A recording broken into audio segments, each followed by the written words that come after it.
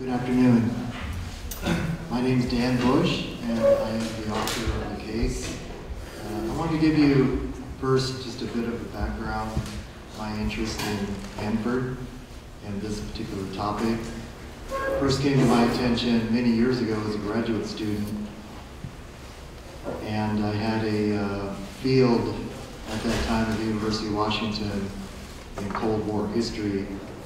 And so I heard about Hanford through that perspective. And many years later, when I began teaching about the Pacific Northwest history, it came increasingly to my attention that Hanford was a highly complex and very problematic history. Once I became related to and involved in the reservation-based project with Evergreen State, and began thinking about case studies, the topic of Hanford came to my mind early on, but at the same time I was hesitant to take it on because it seemed to be very intimidating with its complexity and so forth. And I found that to be the case once I started doing research on the topic. And this case study barely scratches the surface of this issue. So I want to just look at it briefly, just give a brief overview with a little bit of background that might not quite be stated up front in the case.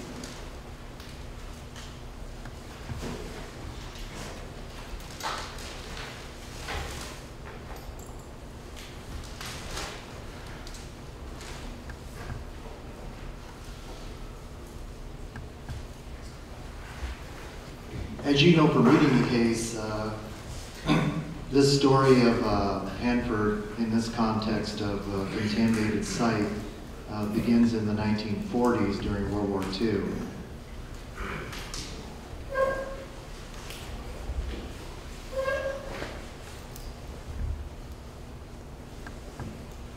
And just to provide some of the sort of awareness of the enormity of what has been going on at Hanford for many decades and continues today.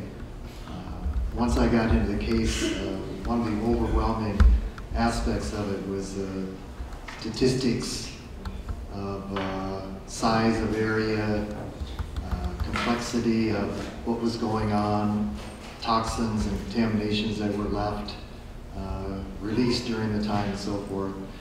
So I think it's important to at least have a sense of some of that quantitative knowledge of what went on and what continues to go on at Hanford. I think you all know, or you should know, hopefully, from reading the case, that the plutonium that was produced at Hanford was used in one of the 2 atomic bombs that were used on Japan in August of 1945, specifically the one that was dropped on the city of Nagasaki. And from that point on, Hanford became the primary site for plutonium production in what quickly became known after that war as the Cold War.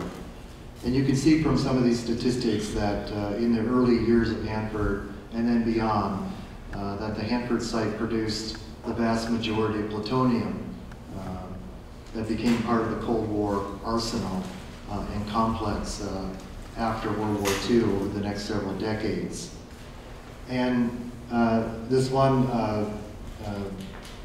statistics here, each ton of uranium, plutonium is something that's derived from, it's a man-made substance derived from uranium. So uranium is mined, and out of every ton of uranium, 1 gram of plutonium is produced, but 8,000 gallons of waste. So once you put that together with the 67 kilos of plutonium that was produced during the Cold War, it adds up to a mind-boggling amount of waste and contaminants that was produced.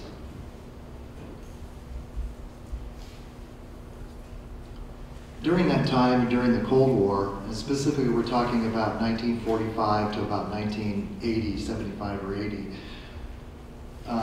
Hanford regularly released, I mean, the officials at Hanford regularly released contaminants into the air. There were sort of like regular releases of it on purpose, and then there were also, I guess you'd call them more inadvertent releases that took place over decades of time. It was also regular practice to release contaminated water that was used for cooling the reactors back into the Columbia River. Basically what the process at Hanford was that the river water would be siphoned out and used directly as a coolant, and during the process of that use, then the water would become not only very hot, somewhere approaching boiling point, but also heavily radiated and contaminated, and then would be put into basically, quote, holding areas, sometimes for a few weeks, and then released back into the river directly, with really very little having been done to treat that water.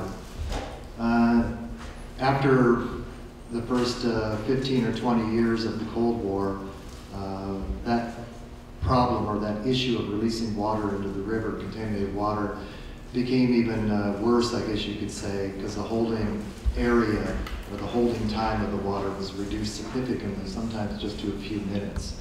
Of course, the result of that was the contamination of the Columbia River, not only at that point, but all the way down to its mouth and out into the Pacific Ocean, where animals and fish have been, over time, have been detected to have unusually high levels of radiation.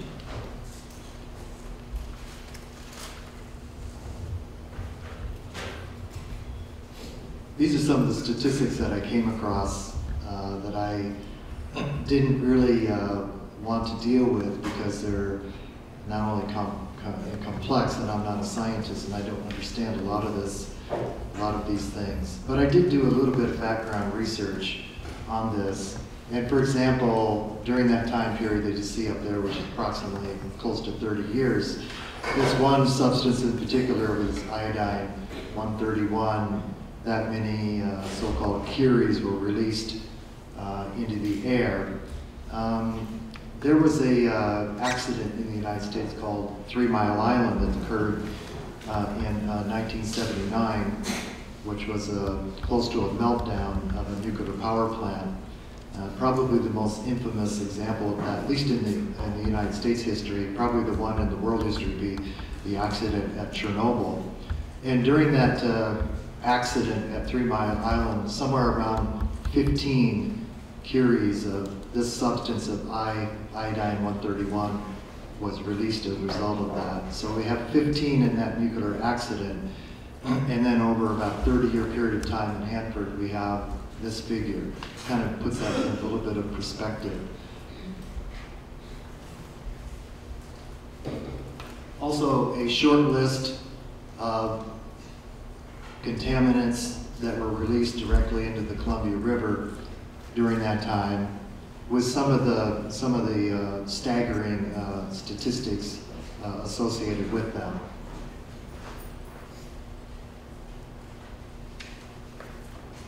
So the environmental legacy at Hanford is that it is the most contaminated site in the United States or in the Western Hemisphere.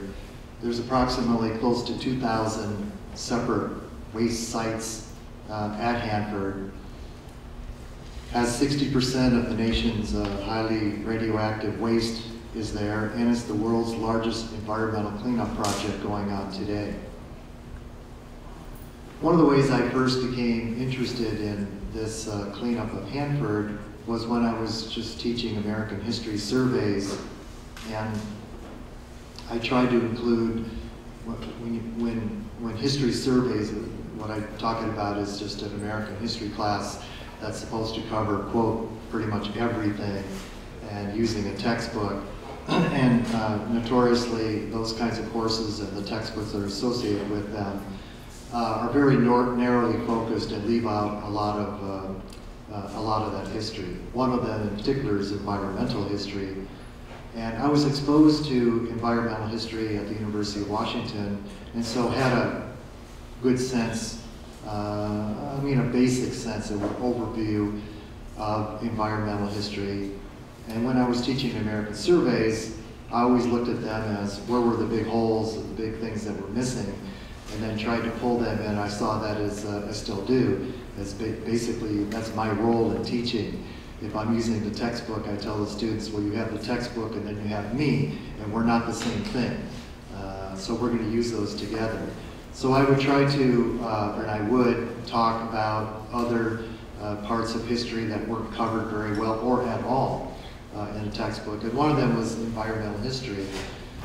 And so it came to my attention when I was teaching it and learning about it and so forth that there was an infamous incident in upstate New York in 1978-79 called Love Canal. And after Love Canal came to the light of the public, it was basically a community that was built on top of a buried former chemical waste dump site around 1950, and over the next 2 or 3 decades of time, people who lived in Love Canal began to realize that something was wrong. High incidences of cancers, birth defects, and so forth and so on. And finally it came to light, came to public knowledge about 1978. And as a result of that incident at Love Canal, then Americans generally, and the government in particular, became interested in seeking out, locating toxic waste sites in the United States, toxic sites. And then in 1980, something called the Superfund was created using taxpayers' money to try to deal with those toxic waste sites.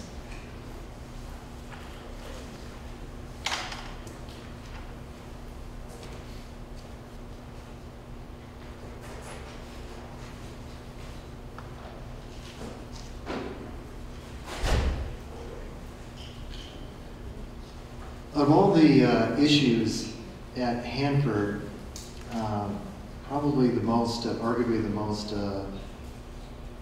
serious one is the high-level radioactive waste that are buried underground in tanks. And as you can see from this slide, there's estimated to be about 53 million gallons of this substance buried in 177 tanks. At least 1/3 of them have been known to be leaking, some worse than others. Of the tanks that are there was kind of 2 phases or 2 types of them. The ones that were built early in the Cold War are called single shell tanks. And then later, tanks were double shell, so a little bit more secure than the earlier ones. And of the ones that are leaking, those are the single shell tanks.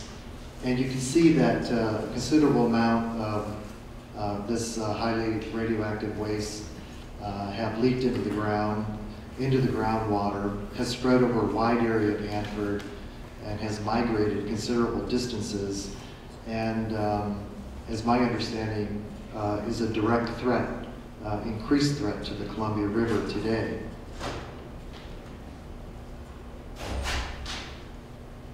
This gives just an image, a quick image of some of those tanks.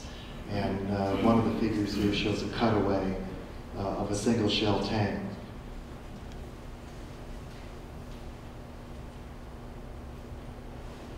This is a map that shows the Superfund sites in the United States, and you can see that there's I guess you'd say there's a lot of them. So the problem across the country of toxic waste sites is considerable and very intimidating and costly to clean up.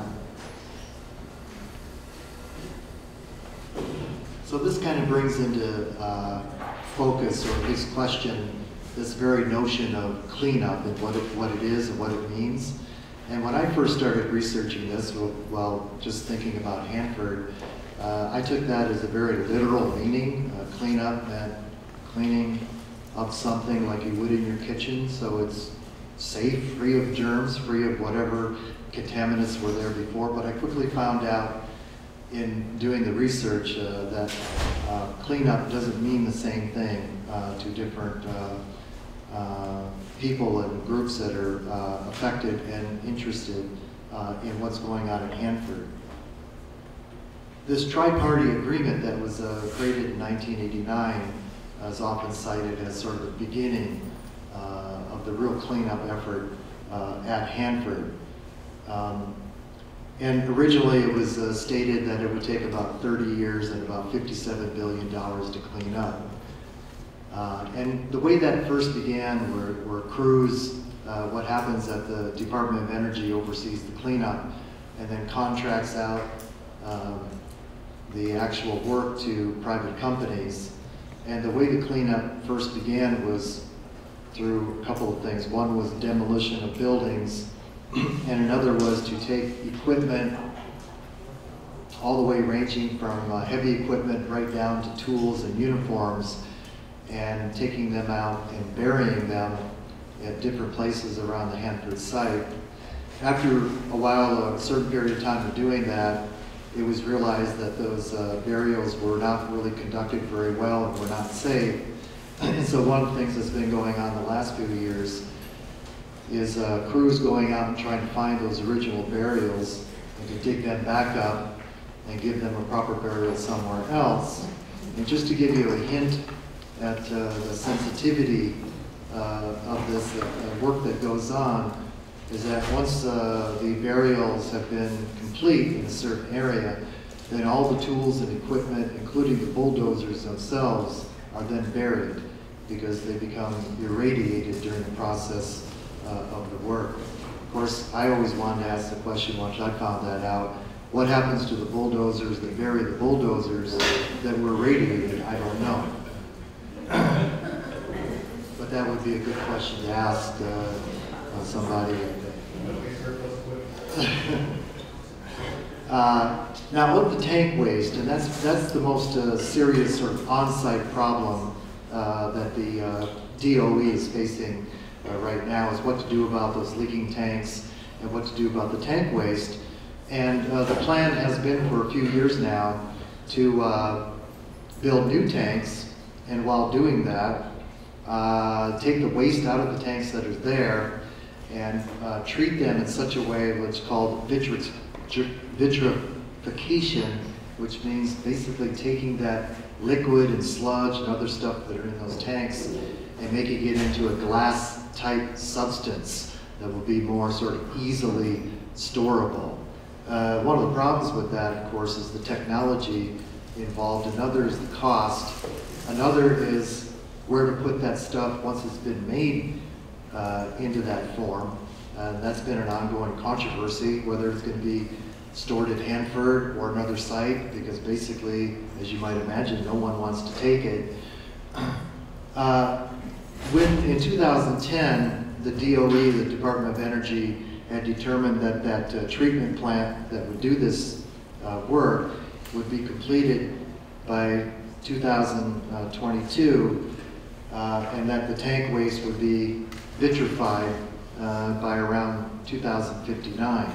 Just recently, in fact, this month of February 2016, the DOE submitted a new plan that's in the process of being accepted, where the plant won't be operational now until 2039, which means that the work won't be completed until at least 2076. The reason I'm saying these is just to give a hint of the enormity and the longevity, and this is just the tip of the iceberg, that is faced in this cleanup of Hanford.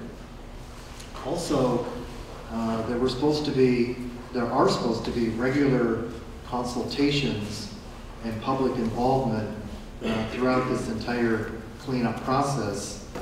This was something that was agreed on in the 1980 Tri-Party Agreement. And it looks like it has taken place at some level. For example, the DOE makes decision, like this decision for the plant, new decision to extend the timeline for the plant operational, and opens up for public comment for a certain period of time. That's the consultation process. It's not really clear at all what the public comment, if it has any effect at all, it doesn't seem to have any effect on decisions that are made in the cleanup. But that's called consultation, the fact that it's opened up to public comment. The DOE also has this, as you read in the case study, this what is called the long-term stewardship program. And basically what this is the DOE's plan to take areas that have been, quote, cleaned and put them aside into sort of a new sort of approach that would be a long-term stewardship commitment. At that point, it's not really clear exactly what would happen, even though some of those areas have already been declared as clean and are in the process of being put into this long-term stewardship program. But one of the things it seems to mean is that at that point, the Department of Energy is determined to absolve itself of responsibility for the cleanup. The areas are declared clean. There's an ongoing monitoring of the continuing toxicity and restricted use. It varies from area to area. And also the long-term stewardship program aims to present to the public sort of a picture that is, according to the DOE, would be accurate, but according to other sources, would be a picture of the area that they would like to be presented. Like, for example, I went on a tour. They have public tours in Hanford. And of course, I went on the tour, and I'd already been writing a case study. So I had a certain perspective going in, and I was looking and listening for the tour guide or anywhere along this process for any mention of the cleanup effort or any mention of long-term stewardship. And of course, I didn't hear any of that. I didn't expect to hear it, and I certainly didn't. And when I questioned the tour guide gently a couple of times about that, it was pretty clear that he either didn't know about it or didn't want to talk about it. When I asked him about Native American involvement in the cleanup process, his answer was, and I'm paraphrasing from my memory, was something like, oh yeah, sometimes they try to become involved, but it's just sort of a bother to whoever is cleaning up the area, which I thought was not a surprising answer, but definitely a revealing one. Now, this is, I'm sure that this passage is probably well known to all of you. And the reason I wanted to put it up on the overhead is because when I teach history, which I do every quarter, it's never amazing, it ceases to amaze me how the students, at least that I come in contact with, have no conception of some of these types of things, like the treaties. So I just wanted to put this quote up from the Treaty of 1855, and then follow that up with, this is actually out of the case study, this one, that the Department of Energy in its own language affirms that the U.S. government and the DOE itself has has a responsibility to protect tribal sovereignty, self-determination, tribal lands, assets, resources, treaty, and other federally recognized and reserved rights, which is really a way of saying that the Department of Energy recognizes that it has, or accepts the responsibility that it has to protect Native American rights and resources associated on the Hanford site and off the Hanford site.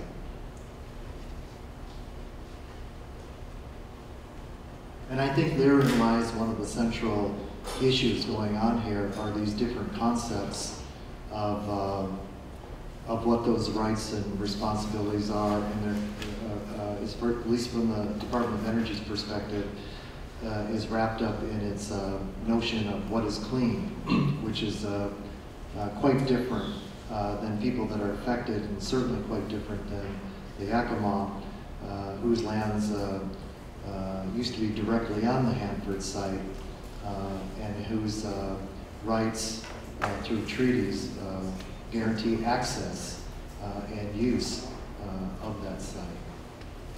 I just put up that the DOE, this idea of remediation, which means cleaning of toxic sites, really seems to mean some kind of a restricted use. In other words, that the site will be clean, but it still will not really be clean, and that human use of the site is still going to have to be restricted over the long term. And the long term here we're talking is really long, and probably we're looking at hundreds of years, or even longer. I did want to mention too that Hanford, when it was the site of plutonium production, was one of the a really big money-making operation for the area, the Tri-Cities area, for example.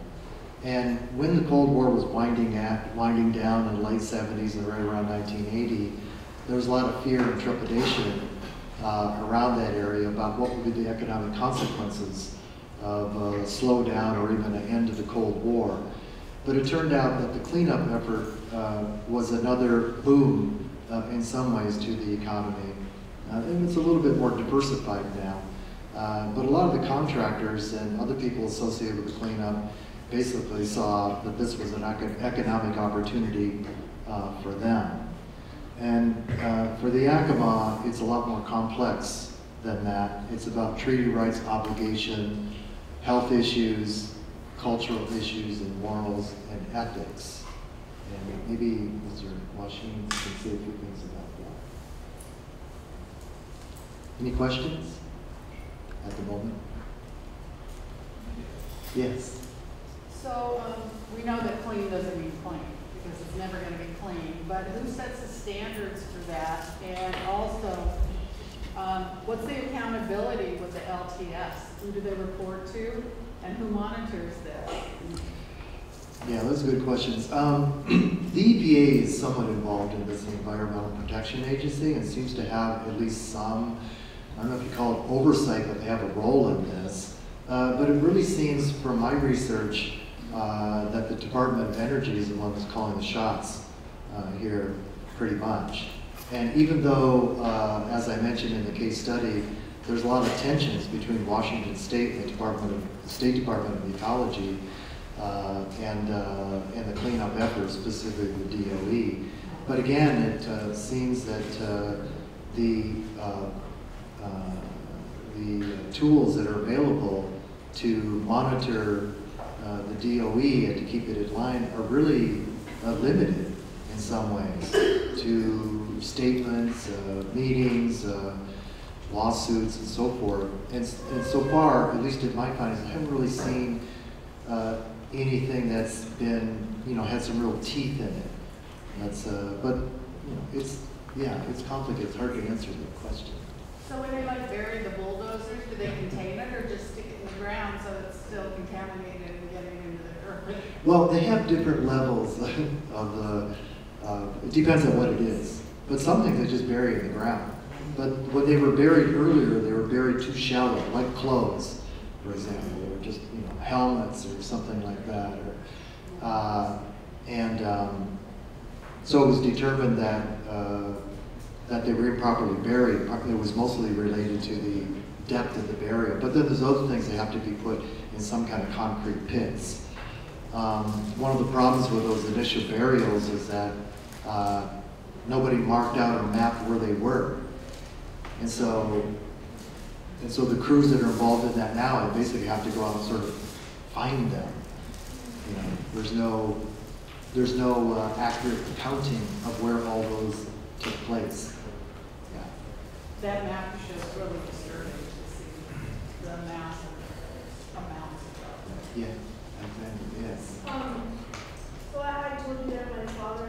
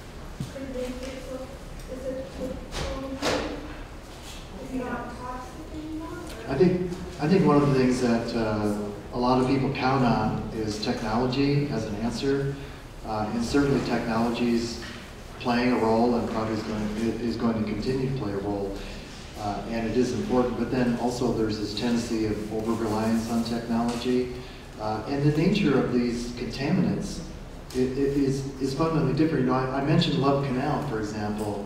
In that case, quote, chemicals, right? It was a dumping site for a chemical company for several decades in the 20th century. It was also used by the Army Corps of Engineers, by the way. And when it was covered up, I mean, it's kind of instructive. When it was covered over, it was the canal, right? And when it was covered over, it basically was sold to the state of New York for $1, and then the state of New York proceeded to map out a subdivision on it. Well, during that whole time, neither the chemical company or the Army Corps of Engineers or the state of New York indicated in any way to the residents that were going to live there and were living there what they were living on.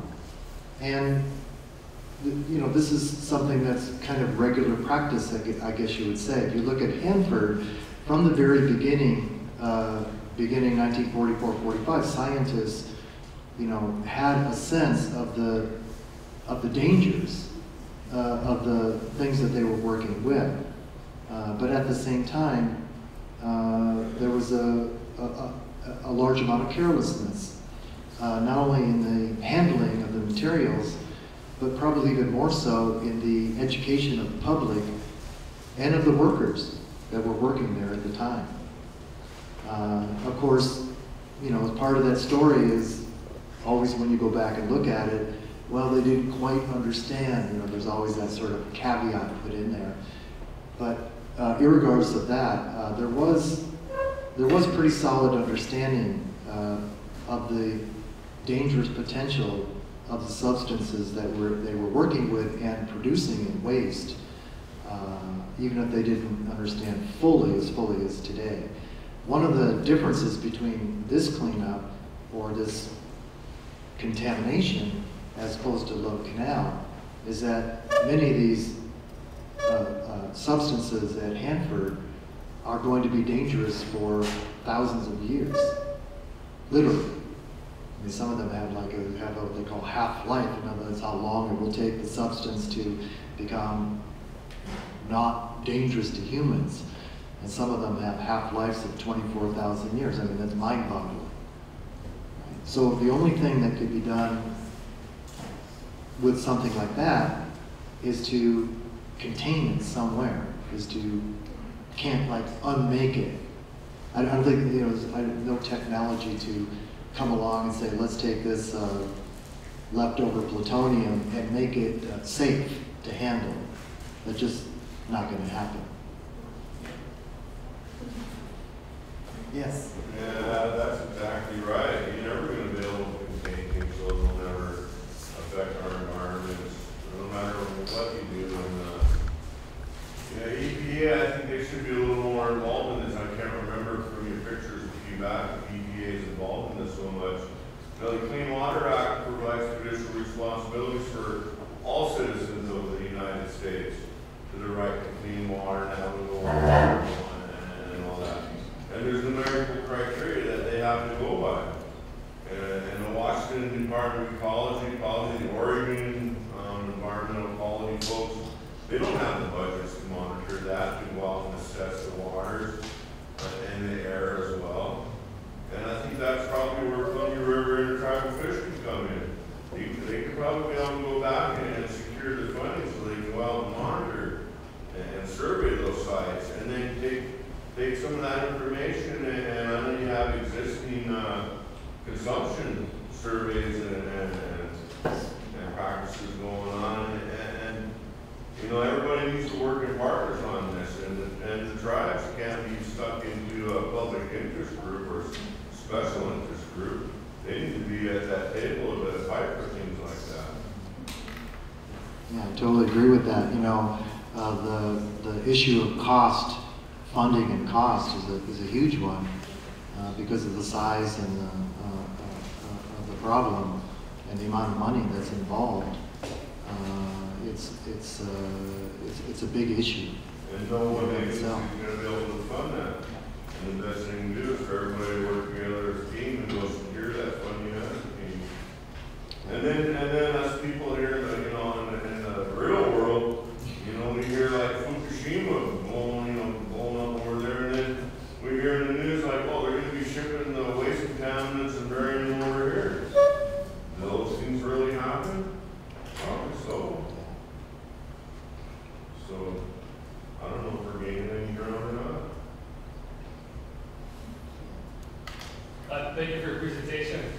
Just a quick question on the revisions on the operational dates for the vitrification plant and then the waste treatment plant. So they extended it out 17 more years, or wait, 17 more years. What was the justification behind that? What did DOE tell us? And then what stage are we at with that? Is that set in stone now, or do the tribes get to comment on that, the states get to comment on that, and push back and make them stick to their original deadlines? I think the public comment on that is over, as far as but it may still be going on. I may not have read that right, because that's something that just came out recently. The reason for the delay. And of course, this isn't the first one. And I hate to say it, but it likely is not going to be the last one either. Technology and cost. That's the stated reasons for the delay, both of them. That the technology, that the construction of the plant, or certain aspects of the plant, because it's a very complicated sort of a process that they're going to be using, that there's certain aspects of that a building or that technology that faults or weaknesses have been found, and that those need to be fixed and corrected before certain aspects of the plant can continue to be built. So they're working on certain parts of it, of the process, of the vitrification. And of course then something like that then raises the cost, and the cost keeps going up and up. So we have the new, this new, deadline. But I don't know, I'm a historian. When you look back in history, I'm not going to be surprised at all if that deadline gets extended again. So, yeah, we'll see. So just to follow up on that vitrification technology, turning it into glass, was that even proven? Sounds like they're hitting a bunch of fatal flaws that they have to correct before they could actually, build that plant. And 2076. I'm gonna be gone by then. It's just insane. And then what's the cost of the vitrification plant? What is that? Billions, right? Yeah, it's in the billions. And in the meantime, technology, how can they just commit to billions of dollars? And in the meantime, the biggest danger, of course, is that some of the tanks are still leaking. Yeah. Right now, as we're standing here, right, there are toxins leaking out of the plants and adding to what's already in the soil and down in the groundwater level now.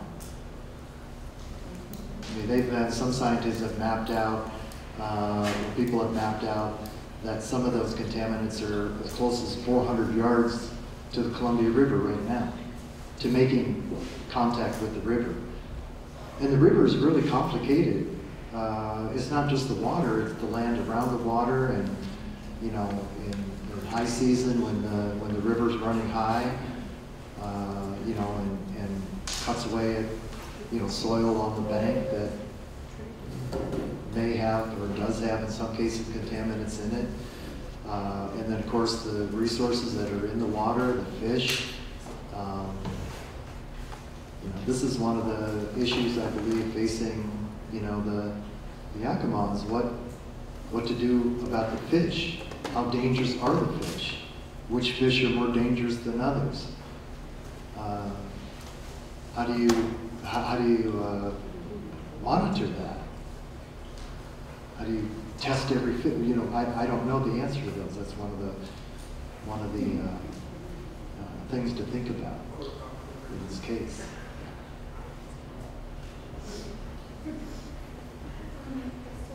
Did you study the ability of the people in these communities and daily diseases? How do they go about making claims to maybe get money for being sick? Yeah, there's I mean, I don't know exactly how that comes about. I mean, who claims are submitted to, what agency, what agencies in the government is supposed to oversee, that sort of thing. But the number of people that have been affected over the decades is, estimated to be as high as 2 million people somehow that have been affected somehow in some way by the story. So it's enormous.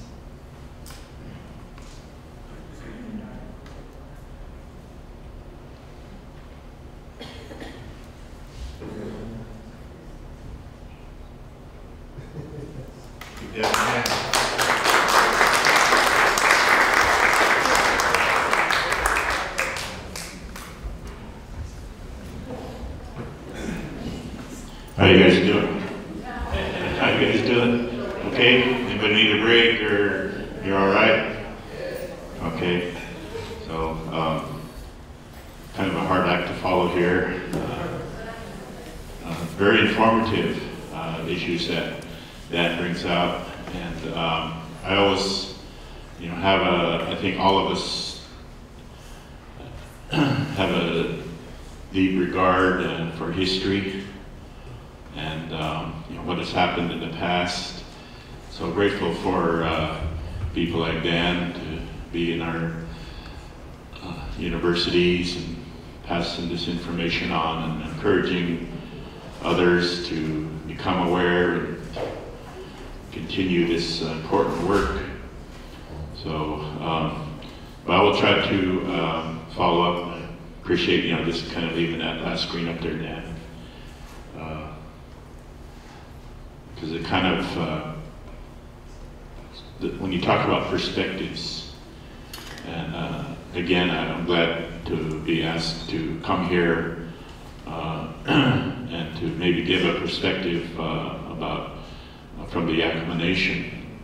And I don't know, my enrollment card says that I'm for Force Yakama, but that's really not true because like all of the tribes in the Northwest, the Stevens Treaties, 1855, there was, I believe 5 years ago, and you can correct me if I'm wrong, Dan, but there was the Railroad Grant Act of 1850, something that said that they gave millions of acres of land to the railroads because they wanted to increase the migration or immigration, whatever you want to call it, into the West. So the railroads were given these, just outright given land, So there was a Russian, Stevens, that was his job, was to come out here and to, of course at that time, tribes were more powerful in a lot of ways. So the way was to negotiate, through the Stevens Treaties, 1855. So in the area that we're talking about, Hanford, is kind of probably in the heart of the area of what there are 14 tribes that signed the treaty, 14 chiefs, and the majority of them, I believe 9 or 10 out of the 14, they're primarily were along the Columbia River, all the way up, it was to be Salila Falls, further down, and all the way up, come around, clear up to the Wenatchee area. So even though I'm for Force Yakama, Yakama was one of the 14 tribes And the reason that we're the Yakama Nation is because Kamayakan, he was the chief, so they said, well, just so we don't have to say all the tribes over and over, we'll just say you're the Yakama Nation. So, like my brother says, we're Heinz 57, you know, as far as our bloodline goes. We're mainly along the Columbia River, Palouse area, clear up to Wenatchee area, is part of the Wenatchee-Pums band. So the Yakama Nation, when we ceded our lands, 10 million acres, 11 million acres, it was included in this area that we're talking about. And so historically, this area was a wintering area for our people. In other words, because of its location, geographic location, and other things, attributes that it had, it was a place where our people would mainly winter, those that came from that area. And so it does have special significance. There's a mountain that's called Gable Mountain that is nearby here. It was a special area for meditation, or used for many different spiritual journeys an individual would go through. And it's Nukshai is its name. It's translation into the otter. That, you know, when a person braids their hair, they use the otter, the Nukshai, and it has its story. The White Bluffs that are at Hanford, tucked this, in our language, that location, and it has its significance. And so this area is was very critical to our people. And I guess as we go down this perspective from the Yakama Nation, we'll talk about the treaty rights and the obligations. And in our way, you know, we had a treaty long before 1855 as Indian people of that area. We had a treaty with a covenant, if you will, with the things that were provided for us, the foods, the salmon, all the foods, the roots, the berries, the medicines, all the natural resources, the water. We had a treaty because in our creation story, they're the ones that stood up and said, we're going to sacrifice ourselves for Indian people. And so that's why we recognize when our first foods comes back, that we have to pay respect to that sacrifice. And so this obligation that we have to this area, you know, is since time immemorial, as we say. And so that's the I guess the drive that we have in protecting and trying to restore this area. Even though, as Dan Bush said, you know, thousands and thousands of years that some of these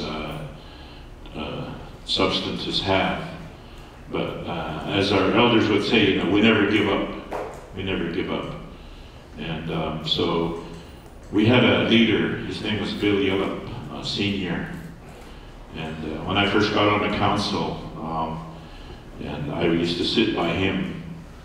And one day, one of our fishery staff came in.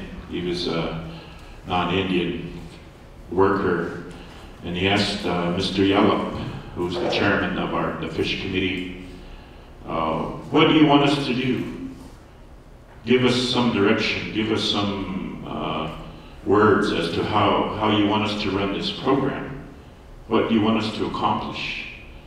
And our elders, they were pretty direct. They didn't use too many words to, you know, I guess, speak the truth.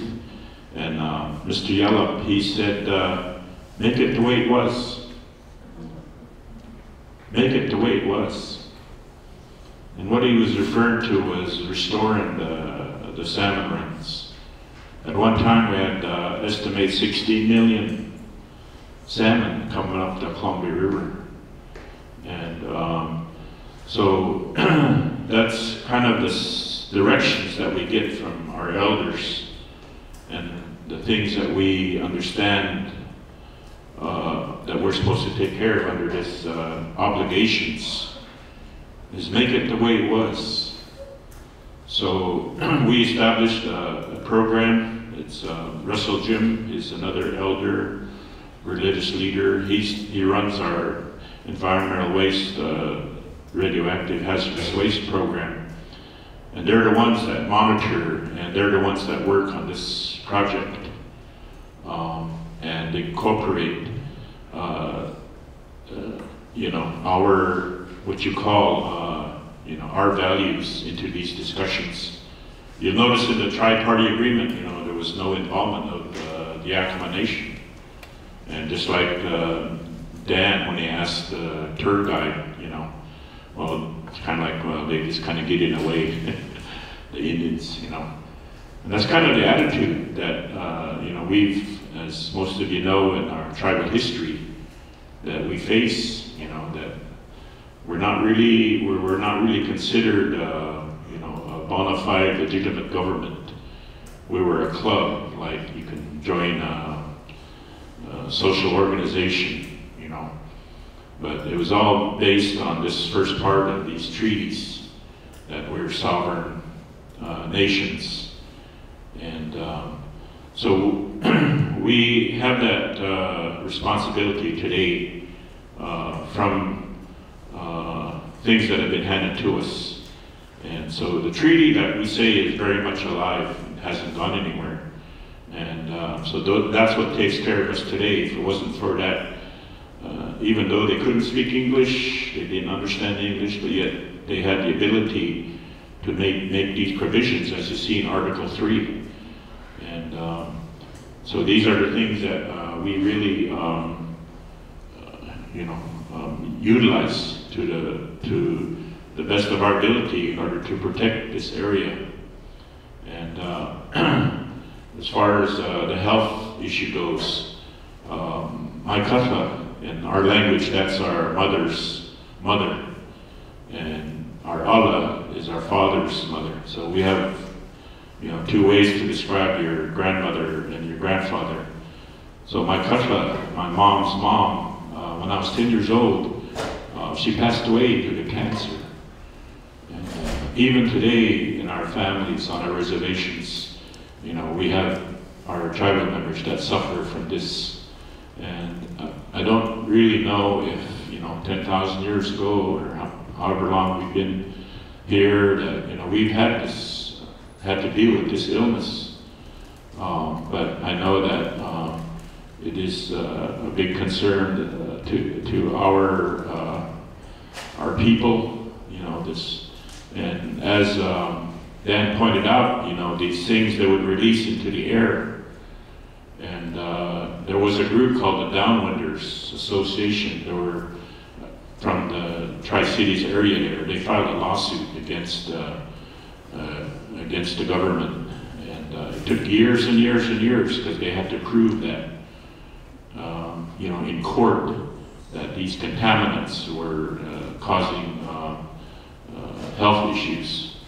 So, but yet, we rely on our foods, especially the salmon, and you'll know the migration route that our salmon go through when they spawn and they leave the river. They go up to wherever they go, up to Alaska, and then everybody takes part in that harvest, and so they swim right by it, as he described.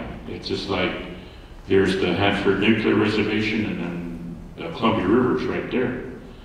So this is a big concern that if anything were to happen.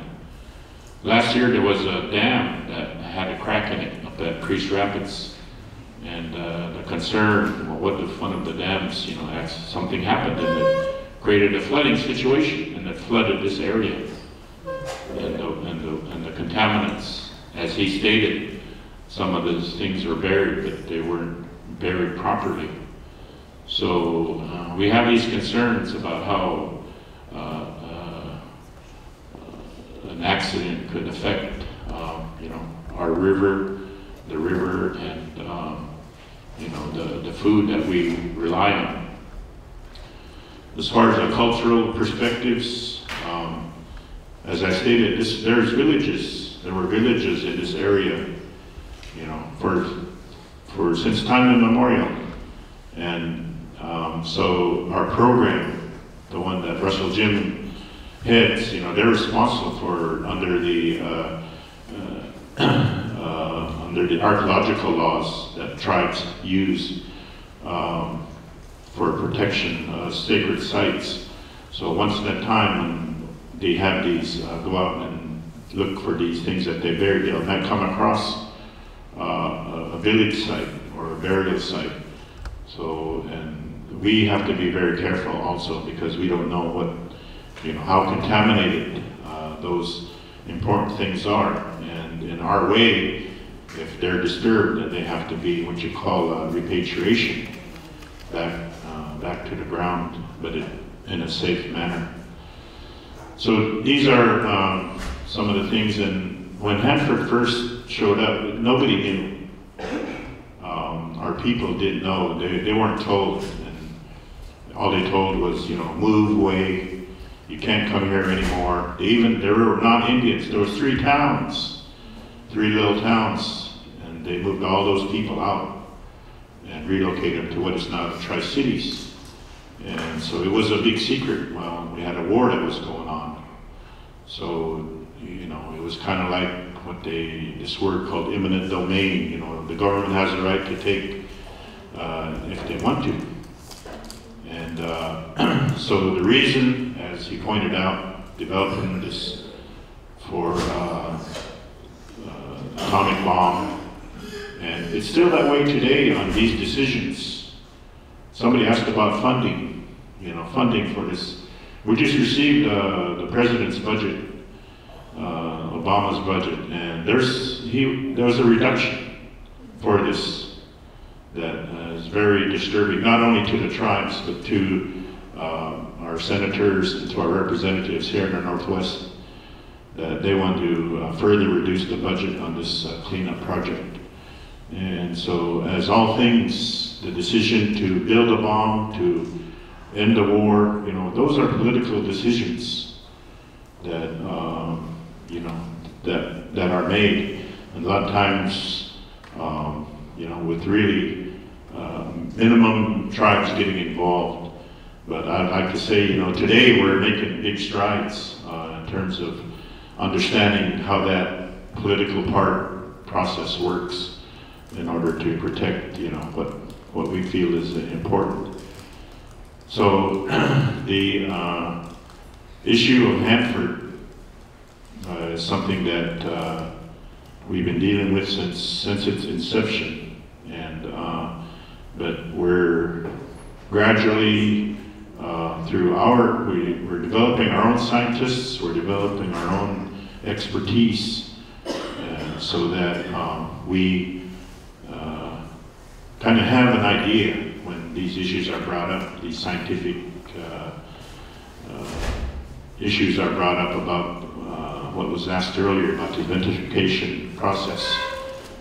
When they want to turn it into glass, and but then well, how are you going to bury it? How are you going to take care of it? So again, we recognize that whatever happens to the ground, whatever happens to our mother, is going to happen to us. Because that's how we're connected to our surroundings, our environment. And so, we are continuously trying to promote, the way, what my uncle would say, the Indian position.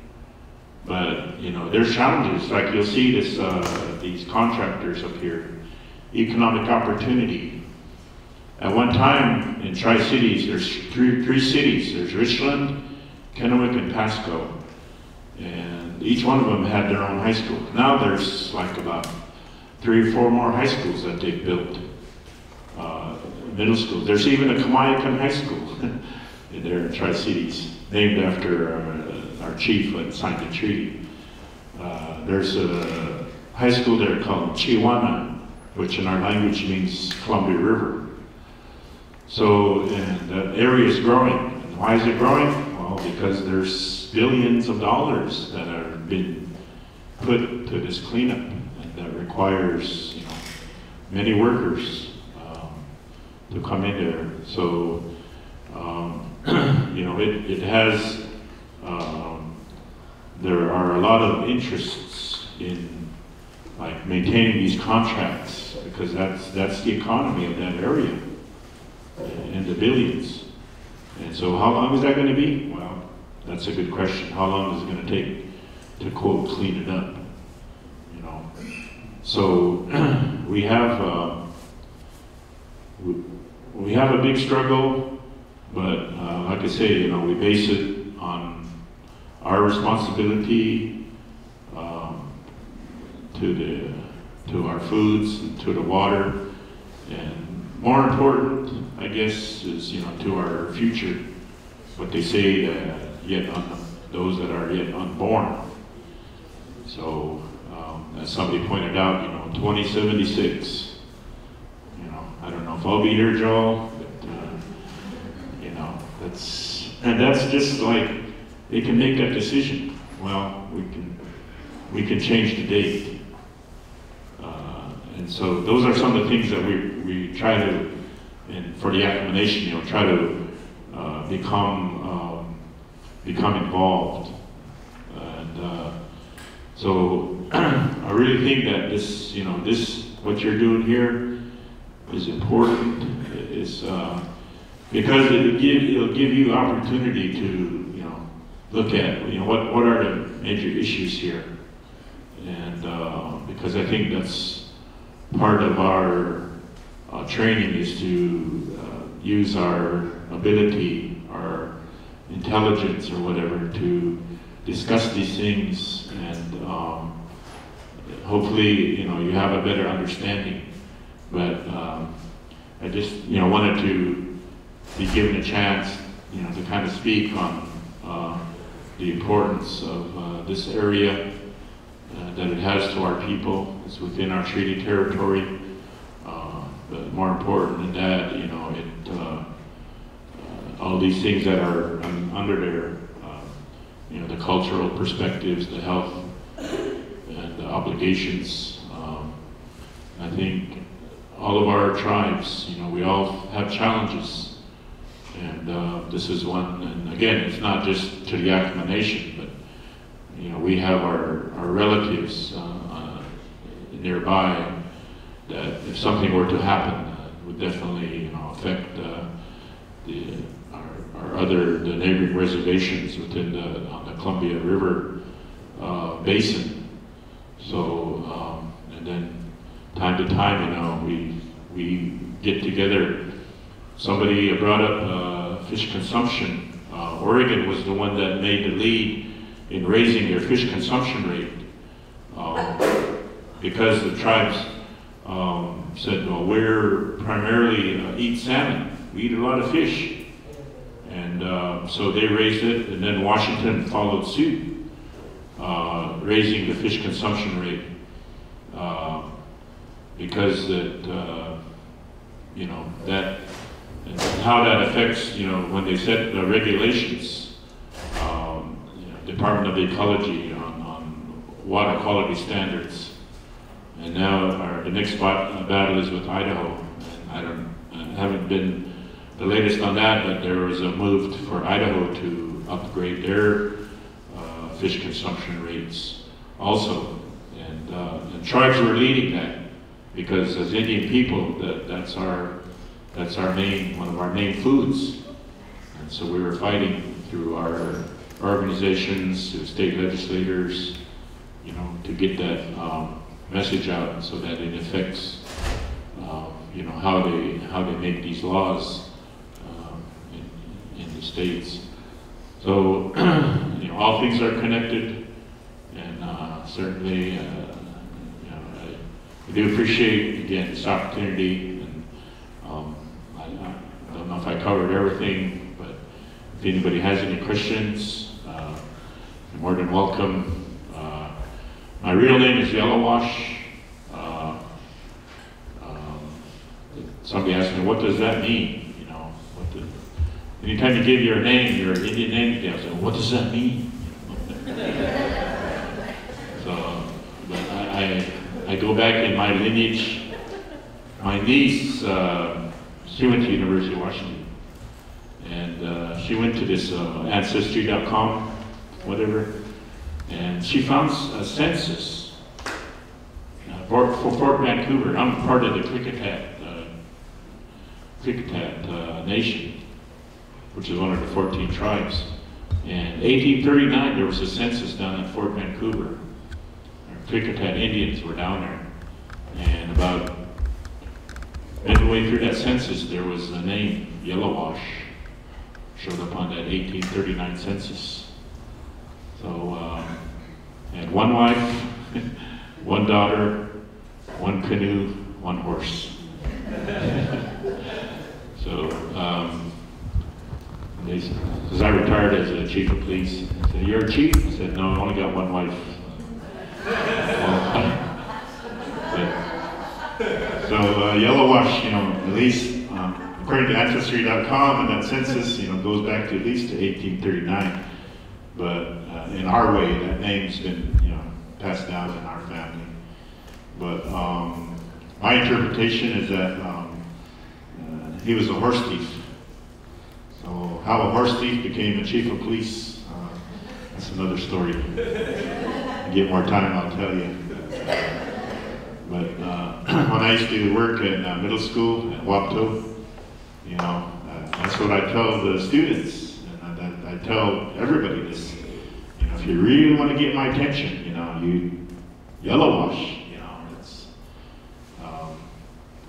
so. But when they say, well, Yellowwash did this, Yellowwash did that, my grandson took my name also. We shared that name, so I said, you must be talking about him. So, but I really appreciate this opportunity, and maybe not now, you know, you just call the Yakama Nation, ask for the chairman of the general council, you know, if you need more information, or, you know, but we're still active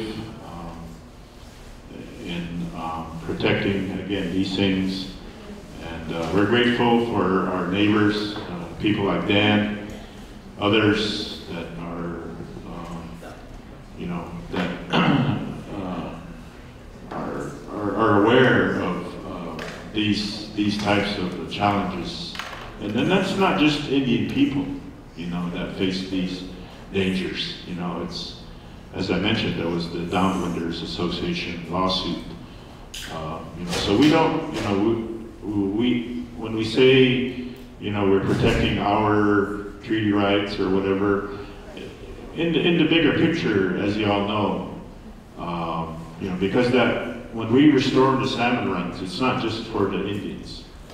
You know, it's for other people also, because when that resource stood up, you know, it gave its life, sacrificed its life, and if you have a respect for that, then that was the whole intent in the beginning. So we're grateful that we have you know, allies, that we have others that join us in these efforts to try to make it the way it was.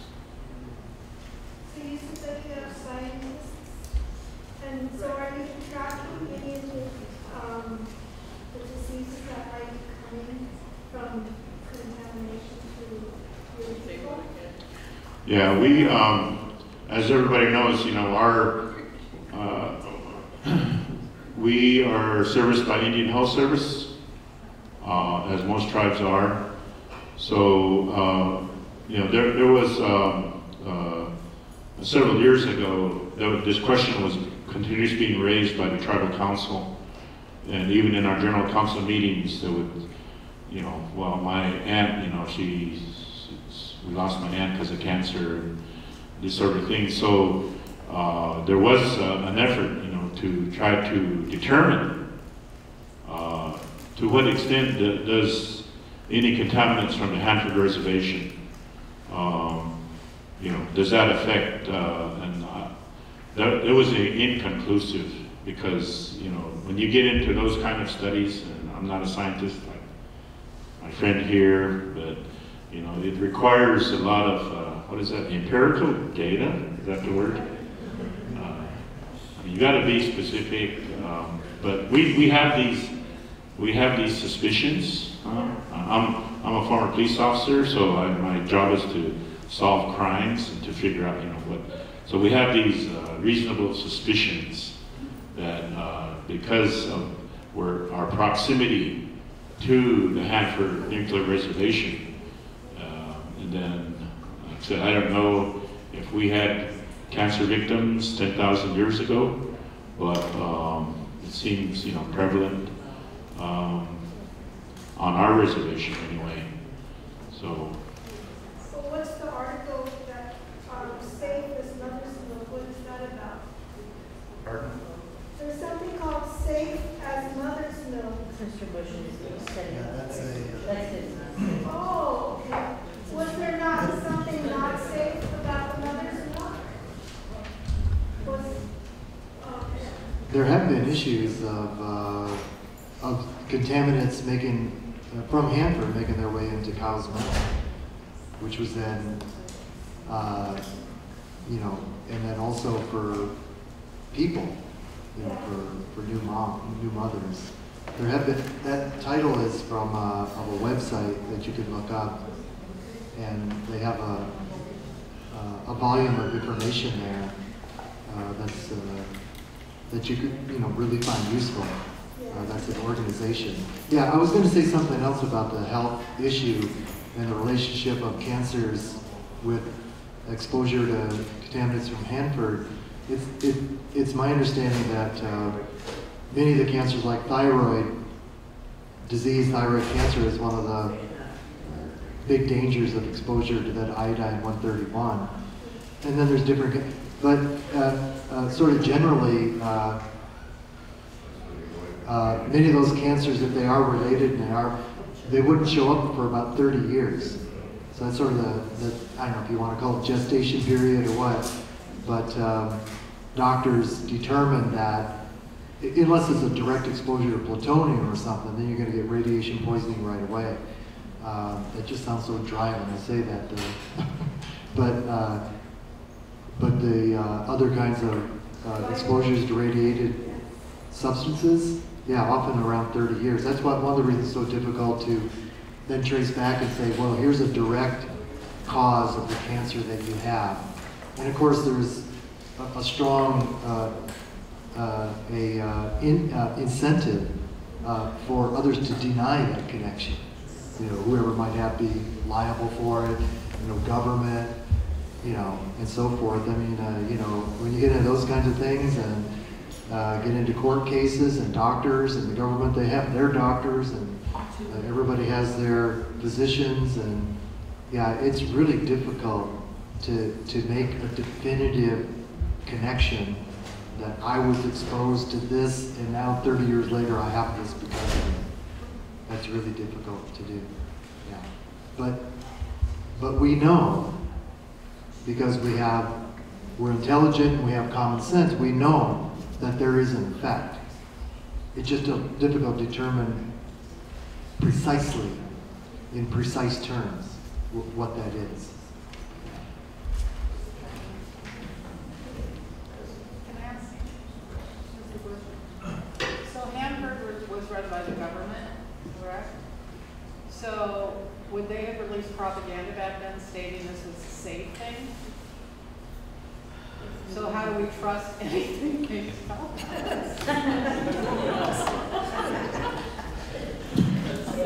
Get that.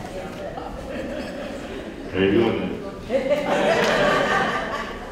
Well, I didn't write this in the case study, but one thing that I came across when I was doing research, and this is a book published on this, that one of the darker, secrets, I guess, of Hanford is that prisoners, you know where I'm going now, were actually used as experimental subjects and injected with levels of radiation to see what the effect would be. This is really in the early years of the late 40s and early 50s. So yeah, you know, there's a, I remember, because I used to teach about the testing of atomic weapons, and in Utah and Nevada in the 40s and early 50s. And one of the things that the Atomic Energy Commission did during those times was when it was determined that the level of radiation exceeded something that was regarded as being safe for humans, then what the Atomic Energy Commission did is they released a new report redefining what is safe and upping it to where it would be above whatever the sort of, you know, the fallout was, because the fallout would like drift over towns and other, you know, places where people lived. So yeah, I mean, you know, there's a whole story there of devices and you know, that government agents and agencies use, you know, to try to protect themselves, which means pulling the wool over people's eyes.